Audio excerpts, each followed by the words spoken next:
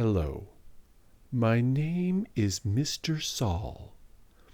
I am here to explain to you, my beloved friends and neighbors, the key to harmonious family life.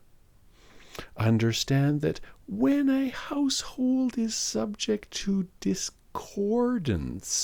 there is no possibility that one would be able to digest a fine meal of Salisbury steak and creamed corn, such as the magnificent repast presented to me last evening by my wife, Mrs. Saul. She garnishes the patty of meat with a sprig of parsley, which I appreciate for the required 2 Mississippis before pushing it to the side of my plate, as does my son. This brings us to the subject of tonight's film. The relationship between a father and his son is like none other.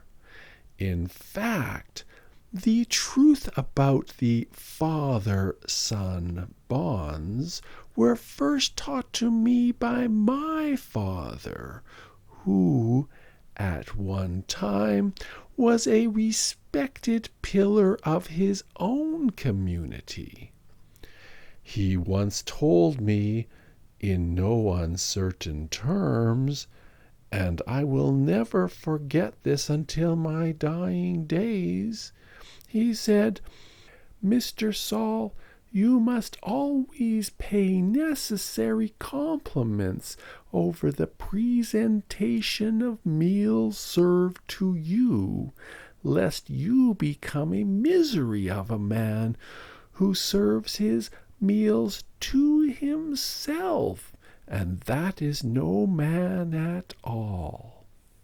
These 36 words have been the bedrock of my relationship with my father, whom I have grown to be identical to, and of my relationship with my son, whose unwavering adoration and respect for me will hasten his development into being an exact replica of me, Mr. Saul.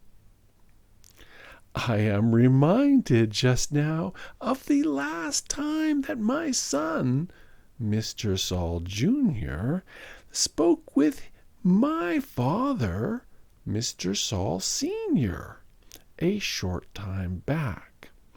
It was during a sporting event in which one group of uniformed players were attempting to outperform another group of similarly outfitted, but for the coloration of the fabric, team of players.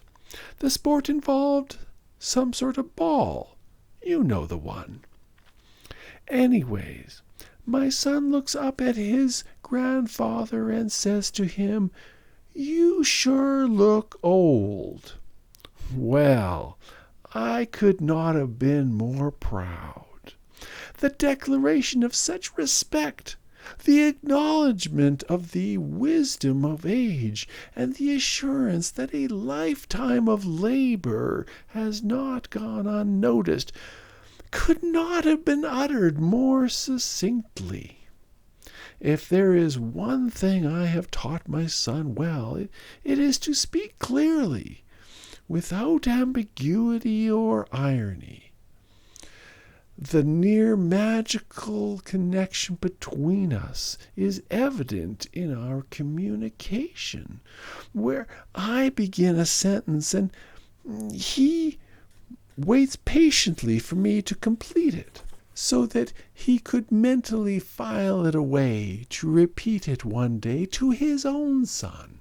It is in the way he complies with my every request, never doubting for a moment that my needs are paramount, that I know my wisdom has passed down directly to him, and that the continuity of harmony will pass from me to him, just as it did with every prior generation of Mr. Saul to Mr. Saul.